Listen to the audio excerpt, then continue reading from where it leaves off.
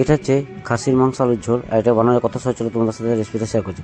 প্রথমে আলুগুলোকে আমি ভালো করে ভেজে নিচ্ছি, ভেজে তুলে নেবো। দিয়ে দেবো কিছু গোটা গরম মশলা, তারপরে দিয়ে কিছুক্ষণ পেঁয়াজটা দিয়ে নাড়িয়ে চাড়িয়ে ভালো করে হতে দেবো। পেঁয়াজটাকে হয়ে গেলেই এর মধ্যে টমেটো অ্যাড করে দেবো।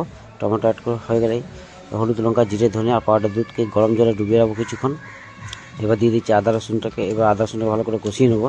কষিয়ে নেওয়ার পর ফাইনালি অ্যাড করে দেবো হলুদ, লঙ্কা, জিরে, ধনে ও পাউডার দুধ যে গরম জল দিয়ে মিক্স করেছিলাম। এরপরে ম্যারিনেট করা মাটনটা এর মধ্যে দিয়ে দেবো। নুন, হলুদ আর দই দিয়ে ম্যারিনেট করে রেখেছিলাম আধ ঘন্টার জন্য। অ্যাড করে দিয়ে ভালো করে কষিয়ে নেবো। কষিয়ে নিয়ে এবার প্রেসার কুকারের মধ্যে অ্যাড করে দেবো।